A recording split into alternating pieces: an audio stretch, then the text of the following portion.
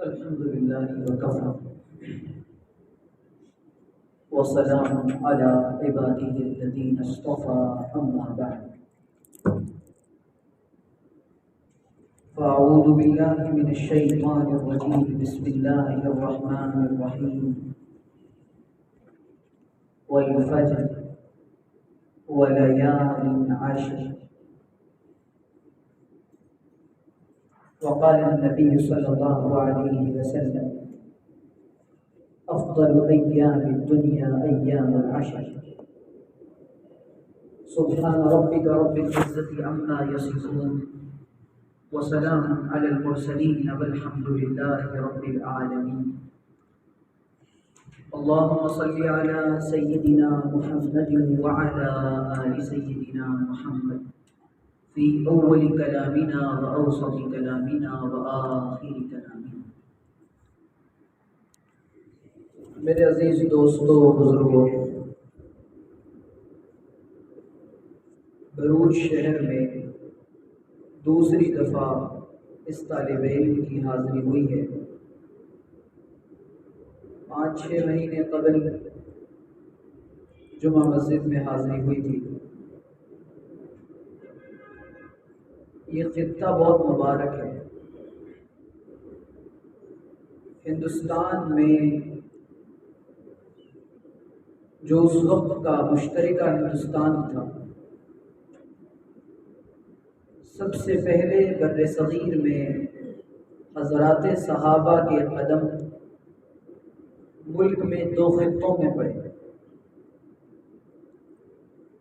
ایک آپ کا یہ بھروچ اور ایک ہمارا ضلع تھانہ. اور قاضی اطہر مبارک پوری رحمۃ اللہ علیہ کی تحقیق کے مطابق 17 صحابہ کرام نے ہندوستان میں 17 صحابہ کرام کی آمد ہوئی. اور اسحاق پٹی مرحوم کی تحقیق کے مطابق 25 صحابہ کرام. اللہ تعالیٰ نے آپ حضرات کو یہ شرف دیا ہے کہ آپ اس علاقے سے تعلق رکھتے ہیں. اسی لیے آپ حضرات کا دینی ایمانی جذبہ بھی بہت لائق عمل ہے، لائق تحسین ہے. مجھے 2-3 موضوعات پر آپ حضرات کے سامنے گزارشات عرض کرنی ہے. پہلی بات تو یہ ہے کہ ہم جو کچھ سنیں اور میں جو کچھ بولوں عمل کی نیت سے. آج کل باتیں بہت ہو رہی ہیں، معاملہ ہے عمل کے فقدان کا. عمل میں بہت کمی آ گئی ہے. اللہ کو عمل پسند ہے اور انسان کی نجات باتوں کی بنیاد پر نہیں بلکہ عمل کی بنیاد پر ہوگی. بولنے والا بھی عمل کی نیت سے بولے، سننے والے بھی عمل کی نیت سے سنیں. عمل ہی پر نجات موقوف ہے. تو سب سے پہلے تو یہ نیت کر لیں کہ انشاءاللہ ہم نے عمل کرنا ہے. بڑی سعادت کی بات ہے کہ ہم ذوالحجہ کا مہینہ شروع ہو چکا ہے. آج ایک تاریخ بھی ہے اور جمعۃ المبارک کا دن بھی ہے. ابن حجر العسقلانی کہتے ہیں کہ یہ دن بہت مبارک ہے کیونکہ 2 فضیلتیں ایک ساتھ جمع ہو چکی ہیں. 2 فضیلتیں ایک ساتھ جمع ہو چکی ہیں. ذوالحجہ کا مہینہ تو ویسے ہی اللہ تعالیٰ کے نزدیک بہت قابل احترام اور مبارک ہے، لیکن خاص طور پہ اس کے ابتدائی اور شروعات کے 10 دن، اسٹارٹنگ کے 10 ڈیز، یہ اللہ تعالیٰ کو بہت زیادہ محبوب ہے. چنانچہ سیدنا عبداللہ بن عباس رضی اللہ تعالی عنہما کی روایت ہے، وہ فرماتے ہیں کہ نبی کریم علیہ السلام نے فرمایا افضل ایام الدنیا ایام العشر. کہ دنیا کے بہترین دن ذی الحجہ کے ابتدائی 10 دن ہیں، اور قرآن کریم میں اللہ تعالی نے والفجر ولیال عشر ان 10 راتوں کی قسم کھائی ہے۔ امام ابن کثیر رحمۃ اللہ علیہ نے بخاری شریف کی روایت کے حوالے سے نقل کیا ہے، فرماتے ہیں کہ وہ 10 راتیں ابتدائی 10 راتیں ہیں۔ نبی کریم علیہ الصلاۃ والسلام نے ارشاد فرمایا، اللہ کو ان 10 دنوں اور 10 راتوں میں عبادات کا کرنا بہت پسند ہے۔ اتنا پسند ہے کہ عبادات کے علاوہ اس کا ایک دن کا روزہ عام دنوں کے پورے سال کے نفل روزوں کے برابر ہے۔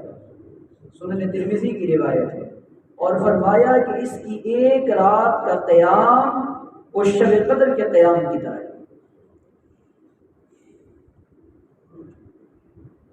صحابہ نے پوچھا کہ اللہ کے رسول، اس میں جو عمل اور جو فضیلت آپ بیان فرما رہے ہیں، کوئی بندہ اگر اللہ کے راستے میں لڑنے کے لیے چلا جائے، فرمایا وہ بھی نہیں، الا یہ کہ وہ بندہ جائے اور اپنا جان مال سب قربان کر کے چلائے، یعنی شہید ہو جائے۔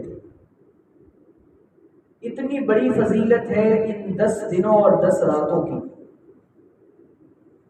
بہت ساری احادیث اور روایات اس تعلق سے ملتی ہیں۔ یہ جو دن اور یہ جو راتیں ہیں، حافظ ابن حجر الاسقلانی کہتے ہیں وجہ اس کی یہ ہے کہ ان دنوں میں اللہ تعالی نے یہ حج کے ایام اور حج کا مہینہ ہونے کی وجہ سے اور حج کے ایام ہونے کی وجہ سے اللہ تعالی عام بندوں کو بھی اس کی برکتوں سے نوازنا چاہتے ہیں۔ یہی وجہ ہے کہ روایات میں آتا ہے کہ جو آدمی قربانی کا ارادہ رکھتا ہے، من اراد ان یضحی، جو بندہ قربانی کا ارادہ رکھتا ہے، فلا یأخذن اشعارہ، وہ بندہ اپنے بالوں کو نہ کاٹے اور اپنے ناخنوں کو نہ تراشے۔ حضرت اقدس مجدد الفیضانی رحمۃ اللہ علیہ نے اس کی حکمت یہ بیان کی ہے کہ حاجیوں سے مشابہت کی وجہ سے یہ مستحب عمل اللہ تعالیٰ کو یہ پسند ہے کہ عام بندہ بھی ویسی زندگی گزارے اور ویسے ہی اپنے بالوں کو نہ کاٹے اور اپنے ناخنوں کو نہ تراشے۔ دوسرے یہ کہ روایات میں آتا ہے، مسلم شریف کی روایت ہے، نبی کریم علیہ الصلوۃ والسلام نے فرمایا کہ ان دنوں کے اندر اللہ تعالیٰ کی پاکی، تسبیح، تحلیل یعنی لا الہ الا اللہ، تحمید یعنی الحمدللہ، اور تکبیر اللہ اکبر، یہ کلمات زیادہ سے زیادہ کہنا چاہیے۔ حضرات صحابہ کا معمول تھا کہ جب یہ ایام شروع ہوتے تو حضرات صحابہ بازاروں میں تکبیر کہا کرتے تھے۔ گویا معلوم ہوا کہ زیادہ سے زیادہ یہ ذکر و تسبیح کے دن ہے۔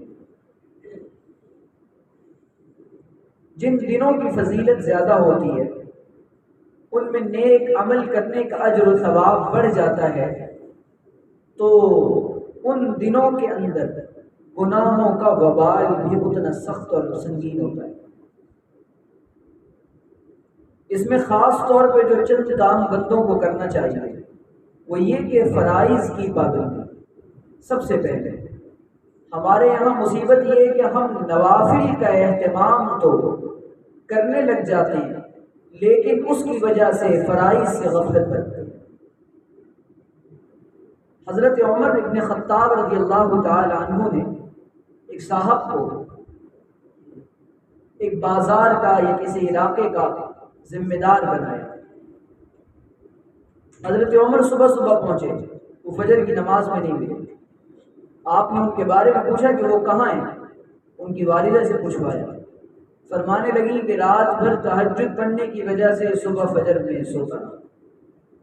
سیدنا عمر ابن خطاب رضی اللہ تعالیٰ عنہ کہنے لگے مجھے یہ پسند ہے کہ میں فجر کی نماز میں باجماعت شریک رہوں، اس سے بہتر ہے کہ ساری رات میں نفلیں پڑھوں۔ ہمارے یہاں فرائض کے ساتھ غفلت برتی جا رہی ہے اور مستحبات اور نوافل پر عمل کا اہتمام ہو رہا ہے۔ ایسا عمل قبول نہیں ہوتا جو فرائض کو چھوڑ کر کیا جائے۔ اللہ کے یہاں پوچھ گچھ جو ہوگی وہ فرائض کی ہوگی۔ فرض نمازوں کا اہتمام، نمبر 1 واجبات کا اہتمام۔ دوسرے یہ کہ جو اصل چیز ہے، بندہ عمل کرے یا نہ کرے نیک عمل، لیکن گناہوں سے اپنے آپ کو 100% بچائے، 100% گناہوں سے بچائے۔ یہ مطلوب ہے، یہ مقصود ہے، یہ محمود ہے، یہ پسندیدہ ہے، یہ اللہ کا مطالبہ ہے۔ وَذَرُوا ظَاهِرَ الْإِثْمِ وَبَاطِنَهُ، انسان اپنے آپ کو ظاہر کے گناہوں سے بھی بچائے اور اپنے آپ کو باطن کے گناہوں سے بھی بچائے۔ ہمارے یہاں ہم نیکیاں تو کر بھی لیتے ہیں، لیکن گناہوں سے بچنے کا، اجتناب کا اہتمام کم ہوتا ہے۔ ہم تو جانتے ہی نہیں کہ گناہ کہتے کس کو ہیں۔ ہر وہ چیز جس سے اللہ ناراض ہوتا ہے وہ گناہ ہے، جس سے نبی کریم علیہ السلام کی نافرمانی ہوتی ہے وہ گناہ ہے۔ ہم یہ سمجھتے ہیں کہ جی نفلیں خوب پڑھ رہے ہیں، اب بد نظری نہیں چھوڑ رہے، نفلیں خوب پڑھ رہے ہیں، غیبتیں نہیں چھوڑ رہے، نفلیں خوب پڑھ رہے ہیں، تلاوتوں کا اہتمام ہے، ذکر کا اہتمام ہے، لیکن لوگوں کی دل آزاریوں سے باز نہیں آتے۔ ہم اپنی نیکیوں کو ایسے گڑھے میں جمع کرتے ہیں اور ایسے برتن میں جمع کرتے ہیں جس میں سوراخ ہوتا ہے، اور وہاں سے نیکیاں نکلتی جاتی ہیں، ختم ہوتی جاتی ہیں اور ہمیں پتہ بھی نہیں ہوتا۔ اسی لیے نیکیوں کے ساتھ ساتھ گناہوں سے بچنے کا اہتمام یہ اصل ہے، بلکہ تقویٰ اور دینداری، نیکی زیادہ عمل کے کرنے کا نام ہرگز نہیں ہے۔ توجہ سے سنیں، نیکی اور دینداری اور تقویٰ عمل کی کثرت کا نام ہرگز نہیں ہے، بلکہ گناہ سے بچنے کا نام اور اپنے آپ کو 100% بچانے کا نام اصل تقویٰ اور دینداری ہے۔ میرے سر سے لے کر پیر تک، میرے ظاہر سے لے کر باطن تک، میرے دل سے لے کر میری زبان تک، میری خیال و فکر تک مجھ سے کہیں اللہ ناراض نہ ہو، اس خیال کا نام تقویٰ اور دینداری۔ نہ میری زبان سے کسی کو تکلیف پہنچے، نہ میں اپنی نگاہوں سے کسی کو غلط دیکھوں، نہ میں اپنے آپ کو نقصان پہنچاؤں، نہ گناہ کر کے اپنے آپ کے لیے جہنم کے فیصلے کروں۔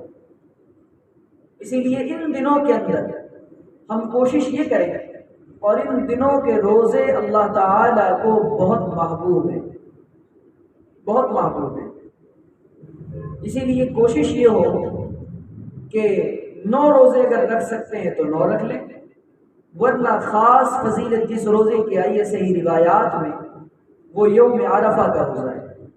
نبی کریم علیہ السلام نے فرمایا انی احتسب علی اللہ ان یکفر السنة التي ما قبله او كما قال علیہ السلام، میں اللہ تعالیٰ سے یہ گمان کرتا ہوں اور یہ امید رکھتا ہوں کہ جو کوئی بندہ صوم یوم عرفہ، کہ تم عرفہ کے دن کا روزہ رکھو، جو کوئی بندہ عرفہ کا روزہ رکھے گا، میں اللہ سے امید رکھتا ہوں کہ اللہ تعالیٰ اس کے 1 سال پچھلے گناہوں کو معاف فرمائے۔ تو یہ نفل و مستحب روزہ ہے، اس کو چاہیے کہ ہم رکھ لیں۔ علماء نے لکھا ہے کہ صغیرہ گناہ اس روزے کے رکھنے سے معاف ہو جاتے ہیں، اور کبیرہ گناہوں سے معافی کے لیے شرائط کو ذکر کیا ہے کہ ہم سب سے پہلے تو صدق دل کے ساتھ، سچے دل کے ساتھ اپنے گناہوں پر توبہ کریں، ندامت کے ساتھ اللہ سے کہیں کہ اللہ ہم واقعی گناہگار ہیں، یہ خیال ہے۔ زبان سے بھی توبہ ہو اور دل سے بھی توبہ، آنکھوں سے آنسو گر جائیں تو یہ زیادہ افضل ہے، اور دوبارہ اس گناہ کے نہ کرنے کا عزم ہو، اور تیسرے یہ کہ اس گناہ کی طرف کبھی نہ پلٹے اور کبھی نہ لوٹے۔ اب یہ اپنے آپ کو اعمال سے مزین کرنے کے دن اور ایام چل رہے ہیں، اپنے آپ کو نیک اعمال سے اپنے اعمال نامے کو بھرنے کے دن اور ایام چل رہے ہیں، لیکن ہم غفلت کی وجہ سے ایسی زندگی میں نہ جانے ایسے کتنے ذوالحجہ کے 10 دن اور 10 راتیں آ کر چلی گئیں، لیکن ہمیں خیال بھی نہیں ہوا کہ ہم اللہ تعالیٰ کبھی کبھی اپنے بندوں کو شب قدر دے کر، کبھی یہ 10 دن دے کر، کبھی اور کوئی موقع دے کر، یہ اللہ تعالیٰ اپنے بندوں کو مغفرت کرنا چاہتا ہے، معاف کرنا چاہتا ہے، لیکن ہم اللہ سے اپنے آپ کو بخشوانا نہیں چاہتے۔ تو اسی لیے سب سے پہلے تو یہ ارادہ کر لیں کہ جتنے نیک اعمال ممکن ہوں گے ہم انشاءاللہ کریں گے۔ پورے دن بھر کا ایک شیڈیول بنا لیں، اس میں خاص خیال یہ ہو معصیت سے اور گناہوں سے اپنے آپ کو بچانا ہے، چاہے عمل تھوڑا ہو۔ اور اللہ تعالیٰ قیامت کے دن انسانوں کا نیک عمل اور اچھا عمل دیکھے گا، اور مقصد زندگی اور مقصد موت کو بیان کرنے کے ساتھ یہ بھی بیان کیا لِيَبْلُوَكُمْ أَيُّكُمْ أَحْسَنُ عَمَلًا۔ اللہ کے نزدیک اللہ تم کو آزمانا چاہتا ہے کہ وہ تم کو دیکھے کہ تم میں نیک عمل کرنے والا کون ہے، اچھے اعمال والا کون ہے، عمل کے اعتبار سے پرفیکٹ کون ہے۔ تو ہم اپنے آپ کو، دنیا میں انسان یہ چاہتا ہے اس کا لباس پرفیکٹ ہو، اس کا چہرہ خوبصورت ہو، اس کا گھر اچھا ہو، اور اس کا معیار زندگی، اس کا لائف سٹائل بلند ہو، لیکن نہ معلوم کیوں نفس و شیطان کے دھوکے کی وجہ سے ہم اپنے اعمال کو، جبکہ اللہ کے یہاں اور اللہ کی عدالت میں صرف اور صرف عمل صالح کا سکہ چلے گا۔ ان اللہ لا ينظر الى صورکم ولا الى اموالکم ولكن ينظر الى قلوبکم واعمالکم۔ اللہ تعالیٰ تو دلوں کو دیکھے گا اور اعمال کو دیکھے گا۔ جس بندے کی زندگی میں عمل صالح ہوگا اللہ تعالیٰ اس کو معاف فرمائے گا، اس کے ساتھ بلندی درجات کے فیصلے فرمائے گا۔ اور ایک بات یاد رکھیں، ہم شاید یہ سمجھتے ہیں کہ ہماری اولاد، ہماری نسلیں، ہمارے نواسے پوتے یہ ہمارے لیے ایصال ثواب کر دیں گے۔ یہ انتہائی بہت بڑا دھوکہ ہے، بہت بڑا دھوکہ ہے۔ بلکہ زمانہ اور حالات تو یہ چل رہے ہیں کہ کفن دینے سے پہلے، دفن کرنے سے پہلے اولاد اپنے والدین کے لیے، والدین کے وراثت میں حصہ مانگنے کے لیے اور بھائی آپس میں لڑنے کے لیے کفن دفن سے پہلے کھڑے ہو جاتے ہیں۔ یہ زندگی کی تلخ حقیقت ہے، یہ زندگی کی تلخ حقیقت ہے۔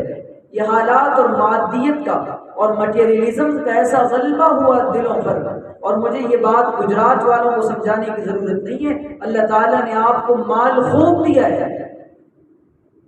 میں اپنی زندگی میں اپنے مال کا درست استعمال کر لوں اور میرا مال صحیح جگہ لگ جائے، یہ اللہ کو پسند ہے۔ ان دنوں میں صدقہ اور خیرات بھی زیادہ سے زیادہ اللہ کے لیے خوب لگائیں۔ میں یہ عرض کرنا چاہتا ہوں میرے عزیزو کہ ہم اپنی زندگی میں کوشش یہ کریں کہ کوئی لمحہ اللہ کی ناراضگی کے ساتھ نہ گزرے۔ وبال جان ہوگا قیامت کے دن وہ لمحہ، اور ایک گناہ بھی انسان کی زندگی میں اگر باقی رہ گیا وہ جنت میں جانے کے لیے مسئلہ بن سکتا ہے۔ ایک گناہ بھی، وجہ اس کی یہ ہے اللہ تعالیٰ نے پورے دین میں داخل ہونے کا مطالبہ کیا ہے۔ آدھے دین میں نہیں، 99% دین میں نہیں، 100% دین میں داخل ہونے کا مطالبہ ہے کہ بندہ 100% دین میں داخل ہو جائے۔ ہم یہ سمجھتے ہیں کہ تھوڑی سی نمازیں، تھوڑے سے روزے، تھوڑا سا عمل، فرائض کی مکمل پابندی، 100% گناہوں سے اپنے آپ کو بچانا، یہ تب ہوگا جب ہی ان ایام میں اور ان مبارک دنوں میں ہم یہ سوچیں کہ یہ ہمارے لیے گولڈن اپورچونٹی اور سنہری موقع ہے۔ ہم یہ خیال کریں، ہم تو ضائع کر دیتے ہیں ان دنوں کو۔ تو ایک بات تو مجھے یہ عرض کرنی، امید ہے کہ انشاءاللہ ہم سب عمل کریں گے۔ دوسری بات،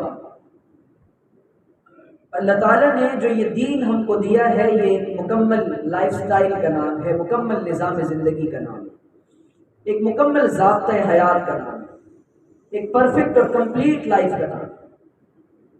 اس میں کسی چیز کی کمی نہیں ہے۔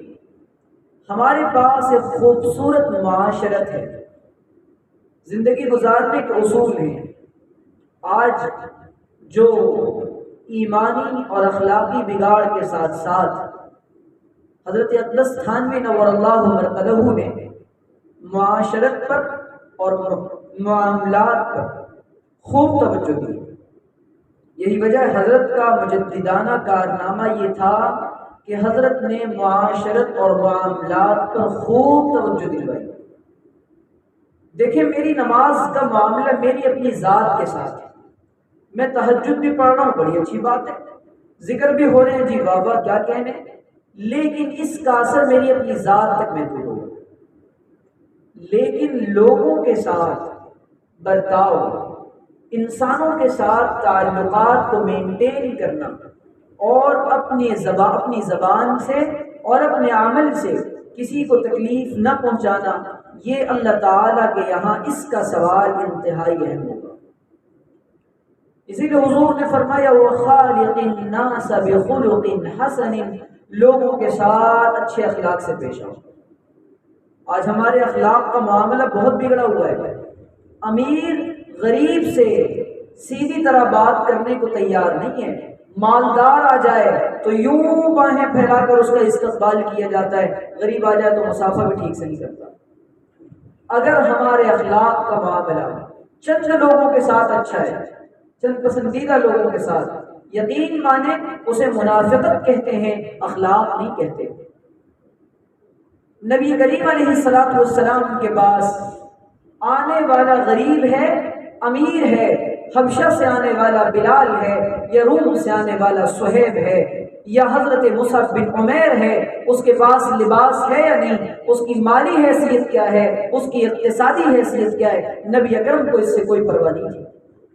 ایمان والا ہے، اللہ کے رسول علیہ السلام نے اس کے ساتھ اخلاق کا مظاہرہ کیا۔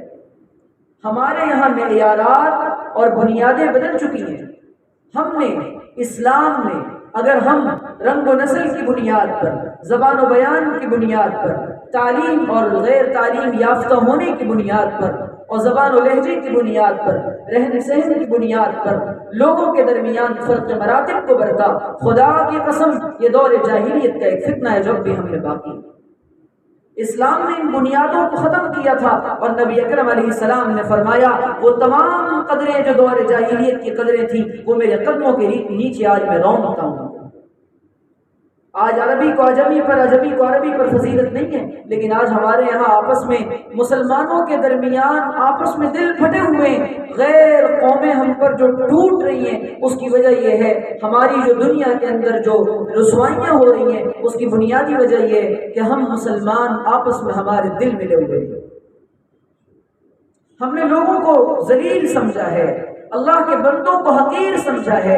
قرآن یہ کہتا ہے وَلَا تُصَغِّرْ خَدَّكَ لِلنَّاسِ، جب لوگ تم سے بات کریں تو ان سے منہ چڑھا کر بات نہ کیا کر، اپنے منہ کو ٹیڑھا نہ کیا کر، اپنے منہ کو نہ بنایا کر۔ جب لوگ بات کریں تو ان سے سیدھی بات کیا کرو، اچھی بات کیا کرو۔ اللہ کے رسول نے فرمایا کوئی تم میں سے کسی کو حقیر نہ سمجھے۔ یہ معاملہ تو لوگوں کے ساتھ ہے، ماں باپ کے ساتھ یہی معاملہ، دوستوں کے ساتھ یہی معاملہ، رشتہ داروں کے ساتھ تعلقات کو ہم نے توڑ رکھا ہے۔ گھروں کی برکتوں کے ختم ہونے کی وجہ یہ ہم نے تعلقات کو توڑ رکھا ہے، ہم نے رشتہ داریوں کو توڑ رکھا ہے۔ غریب رشتہ دار کی کوئی پرواہ نہیں ہے، امیر کی خیریت پوچھی جا رہی ہے۔ یہ غریب کے یہاں اس لیے نہیں جاتے جی وہ جو چائے جس کپ میں پیش کرتا ہے اس کے تو کپ بھی الگ الگ ہوتے ہیں، اس وجہ ان کے یہاں تو برتن بھی ٹوٹے ہوتے ہیں، تم لے جا کر انہیں صحیح اچھے برتن کیوں نہیں دے دیتے؟ جی ان کے یہاں کیا جائیں، ان کے یہاں جب گھروں میں جاتے ہیں تو جی وہ ان کے گھر تو صاف نہیں ہوتے اور ان کے یہاں بیٹھنے کا بھی کوئی نظام نہیں ہے۔ اللہ کے رسول صلی اللہ علیہ وسلم نے فرمایا کہ مومن آپس میں ایک جسم و جان کی طرح ہے، اور پھر رشتہ داریوں کا معاملہ تو اتنا سنگین ہے، قرآن میں اللہ کہتا ہے وَيَقْطَعُونَ مَا أَمَرَ اللَّهُ بِهِ أَن يُوصَلَ، وہ اس چیز کو توڑتے ہیں جس کے بارے میں اللہ تعالیٰ نے جس کو جوڑنے کا حکم دیا ہے، اور زمین کے اندر فساد مچاتے ہیں۔ ہم رشتہ داریوں کو توڑ رہے ہیں، ہمیں خیال نہیں کہ یہ رشتہ داریاں قیامت کے دن عرض کریں گی کہ یا اللہ اس نے مجھ کو توڑا ہے تو اس کو توڑ۔ اور میں یہ عرض کرنا چاہتا ہوں کہ مردوں کو چاہیے، آج ہماری جو معاشرت بگڑی ہوئی ہے اس میں ایک اہم پہلو یہ بھی ہے، مردوں کا اپنی بیویوں کے ساتھ، اپنی خواتین کے ساتھ تعلق اچھا نہیں ہے۔ باہر تو جناب فون پہ تو ہنس ہنس کے باتیں ہو رہی ہیں، لیکن گھر کے اندر بیوی ناراض ہے۔ یہ ضروری نہیں کہ ہر آدمی کی بیوی راضی ہو ہے، یہ توفیق بھی سب کو نہیں ملتی، جلدی سے بیویاں راضی بھی نہیں ہوتی، یہ ضروری نہیں ہے۔ لیکن ہمارا کام یہ ہے ہم اپنی زبان سے اور اپنے عمل سے ان کو تکلیف نہ پہنچائیں، یہ ہماری ذمہ داری ہے۔ کل میرے پاس ریاض سے خاتون کا فون آیا، انہوں نے بتایا کہ ان کے شوہر نے ان کو طیش میں آ کر طلاق دے دی۔ اب جب طلاق دی، وہ ڈاکٹر خاتون تھی اور شوہر بھی ڈاکٹر، دونوں ڈاکٹر، 6 مہینے ہوئے نکاح کو، ریاض میں رہتے ہیں، ایک طلاق سامنے دی اور بقیہ طلاقیں جب وہ گھر پہنچی اپنے والدین کے دوسرے ملک میں، وہاں آ کر طلاقیں دے دی۔ اس نے بتایا کہ ظلم کی انتہا تھی کہ وہ مجھے پیٹتا تھا، پٹوں سے مارتا تھا اور میرے اوپر مظالم کے پہاڑ توڑے جا رہے تھے، اور بہت ساری داستان پھر اس نے سنائی۔ میں صبر کرتی رہی، میں نے اپنے گھر والوں کو نہیں بتایا، جب اس نے طلاق دے دی تو میں اپنے گھر والوں کو بتایا، پھر بھی اب میں اس کے پاس جانا چاہتی ہوں۔ میں نے کہا 3 طلاقوں کے بعد اللہ کا اور رسول کا فیصلہ یہ ہے کہ آپ نہیں جا سکتی، یہ قرآن کا قانون بھی کہتا ہے اور تمام اسلامی عدالتیں اور پوری دنیا کی اسلامی عدالتیں اس پر متفق ہیں۔ تو بہرحال اب وہ خاتون، اس نے اپنا یہ جو دکڑا سنایا، اس میں یہ سمجھتا تھا کہ یہ چیز تو صرف ان پڑھ اور جاہلوں کے یہاں ہے کہ بیویوں پر ہاتھ اٹھا رہے ہیں نبی علیہ السلام، لیکن اب تو یہ چیز اور یہ ناصور پڑھے لکھوں کے یہاں آ گیا، دیندار طبقہ اور ایجوکیٹڈ طبقہ، ڈاکٹر اور انجینئرز کا طبقہ، یہ بھی اپنی بیویوں پہ ہاتھ اٹھا رہا ہے۔ حضور نے فرمایا کہ رفقاً بالقواریر، رفقاً بالقواریر، یہ شیشوں کے آبگینوں کی طرح ہیں، دیکھو ان کے ساتھ ویسے ہی برتاؤ کرنا۔ آپ نے فرمایا عورتوں کو سیدھا کرنے کی کوشش نہ کرنا، اگر ان کو سیدھا کرنے کی کوشش کرو گے یہ ٹوٹ جائے گی، فَإِنَّ كَسْرَهَا الطَّلَاقُ، اور ان کا ٹوٹنا طلاق ہے۔ اللہ تعالیٰ نے مرد کو قوت برداشت زیادہ دی ہے، مرد کو چاہیے کہ وہ برداشت کا مزاج پیدا کرے، اور زندگی 2 اصولوں پر چلتی اور کٹتی ہے، برداشت سے اور نظر انداز سے۔ نماز پڑھنے والے بہت ہو گئے، لیکن معاشرت کا جو جنازہ ہم نے نکالا ہے، ہماری معاشرت کو دیکھ کر غیر اسلام قبول کرنے کو تیار نہیں ہے۔ حضرت اقدس ڈاکٹر عبدالحی عارفی نور اللہ مرقدہ فرماتے تھے، جو مفتی محمد رفیع عثمانی، مفتی محمد تقی عثمانی دامت برکاتہم العالیہ کے شیخ ہیں، حضرت عارفی کہتے تھے کہ 50 سال زندگی کے ہو گئے، میرڈ لائف کے 50 سال ہو گئے، میں نے اپنی بیوی سے کبھی اونچی آواز میں بات بھی نہیں کی۔ ہم نے ان عورتوں کو اپنی غلام اور اپنی باندیاں سمجھا ہے، ان کے دل دکھاتے ہیں۔ اور حضرت اقدس حکیم اختر صاحب نور اللہ مرقدہ تو عجیب بات فرماتے تھے، حضرت کہتے تھے کہ دنیا کے اندر میں نے ان انسانوں کو دیکھا ہے جو اپنی بیویوں کو ستاتے ہیں اور ان پر ظلم کرتے ہیں، ان کا بدلہ اللہ تعالیٰ دنیا میں لیتا ہے۔ یہ اللہ کی بندیوں کو ستا رہے ہیں، وہ اپنا گھر چھوڑ کر آئی ہے، اپنے رشتہ داروں کو چھوڑ کر آئی ہے، اپنے باپ کی جگر کا ٹکڑا، اپنے بھائیوں کی آنکھوں کا قرار، اور اس کے بعد آج اس سے غلطی ہو جائے تو اس پر ظلم کے پہاڑ اور ہاتھ اٹھاتے ہوئے شرم نہیں آتی۔ یہ اسلام کا عمل نہیں ہے، یہ اسلام کا عمل نہیں ہے۔ حضرات صحابہ تو اپنی بیویوں کے ناز اٹھاتے تھے، اپنی بیویوں کے نخرے اٹھاتے تھے۔ آج کا نوجوان بیوی کے ناز اٹھانے لگ جائے تو اس کو جوروں کا غلام کہتے ہیں۔ کوئی مسئلہ نہیں ہے اگر وہ اپنی بیوی سے دل لگی کر رہا ہے اور اپنی بیوی کو خوش رکھنے کی کوشش کرتا ہے، کوئی مسئلہ نہیں اگر وہ اپنی بیوی کے منہ میں لقمہ ڈالتا ہے۔ نبی کریم علیہ السلام نے فرمایا کوئی بندہ اپنی بیوی کے منہ میں لقمہ ڈالتا ہے اس کو صدقے کا ثواب ملتا ہے۔ مسکرا کے اللہ کے رسول نے فرمایا اپنی بیوی کی طرف دیکھتا ہے اس کو صدقے کا ثواب ملتا ہے۔ وہ گھر کے سارے کام کر رہی ہے، اس کے بعد تھوڑی سی غلطیوں پر ہم گھر سر پہ اٹھا لیتے ہیں، اور تھوڑی سی غلطیوں پر آج جو طلاق ثلاث کا معاملہ ملک کی عدالت میں گیا اور اس کو چیلنج کیا گیا اور اسلامی قانون کے خلاف جو قانون بنایا گیا، وجہ جانتے ہیں کیا ہے؟ لاکھوں ہمارے طلاق کے کیسز وہ عدالتوں میں گئے اور ہم نے اپنے معاملات کو شرعی عدالتوں میں اور قضات کے پاس جا کر، قاضیوں کے پاس اور اپنے گھر کے لوگوں کو بٹھا کر اپنے مسائل کو حل نہیں کیا۔ ہم نے طاغوتی نظام کا سہارا لیا، جس کو جبکہ میں یہ بات بہت بصیرت کے ساتھ کہہ رہا ہوں کہ ہم سے زیادہ طلاق کا ریشو غیر قوموں کے پاس ہے، ہم سے زیادہ، لیکن ہم دنیا کے اندر ان کو دیکھنے کے لیے پیدا نہیں کیے گئے۔ اللہ تعالیٰ نے ہم کو آئیڈیل بنایا ہے، ہم کو لیڈر بنایا ہے، ہم کو نمونہ اور مثال بنایا ہے، وہ ہم کو دیکھ کر چلنے کے لیے دنیا کے اندر پیدا کیا۔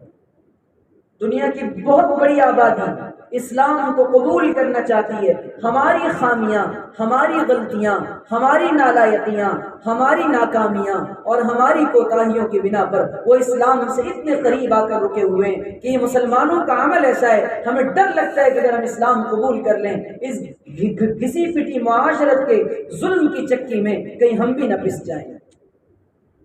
میرے عزیزوں، یہ اسلام کو جس طرح ایک پریکٹیکل مسلم بننا چاہیے تھا اور جس طرح ایک کردار کا مسلمان بننا چاہیے تھا کہ ہمارا معاشرہ، اور اس کا اثر یہ پڑتا ہے کہ جب ہم اپنے گھروں کے اندر اپنی بیویوں کے ساتھ لڑتے ہیں، اس کا اثر ہمارے بچوں پر پڑتا ہے، ان کی تعلیم و تربیت پر پڑتا ہے۔ ہمیں خیال نہیں ہوتا کہ یہ ہماری اولادیں، ان کے ذہنوں پر اور ان کی فکروں پر کیا اثر پڑ رہا ہے، ان کی تعلیم پر، ان کی تربیت پر، ان کی پرسنالٹی پر، ان کی شخصیت پر جو اثر پڑتا ہے اس کا اندازہ ہم نہیں کر سکتے۔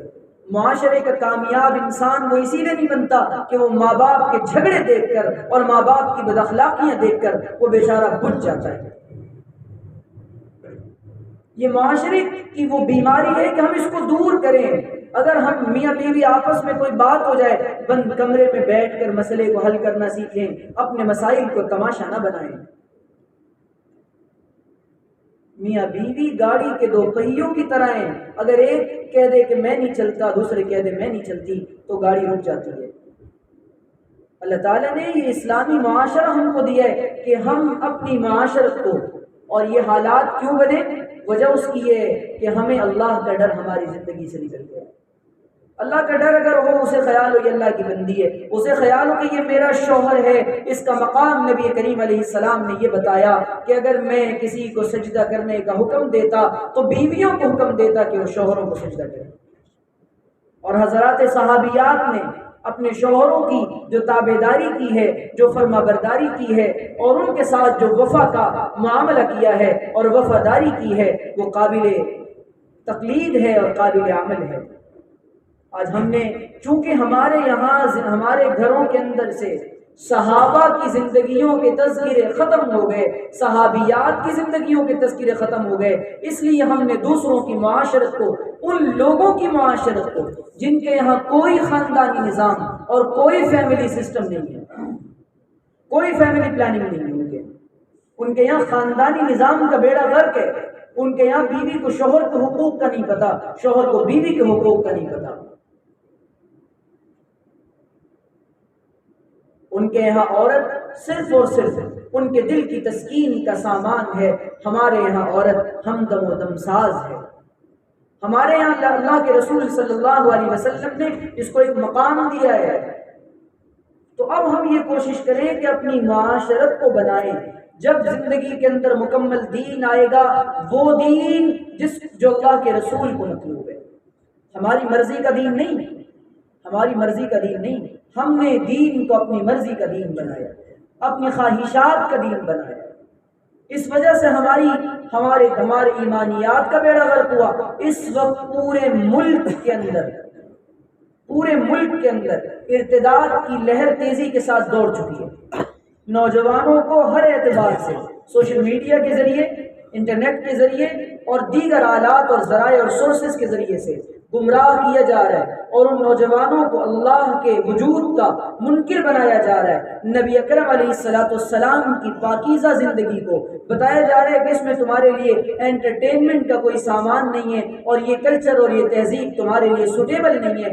آپ اپنے جوانوں کو بٹھا کر یہ سمجھائیں کہ پوری کی پوری انسانیت اور ہیومینٹی کے لیے اگر کوئی تہذیب اور کلچر اور کوئی دین اور کوئی مذہب سوٹیبل اور کمفرٹیبل ہے تو وہ صرف اور صرف اسلام ہے۔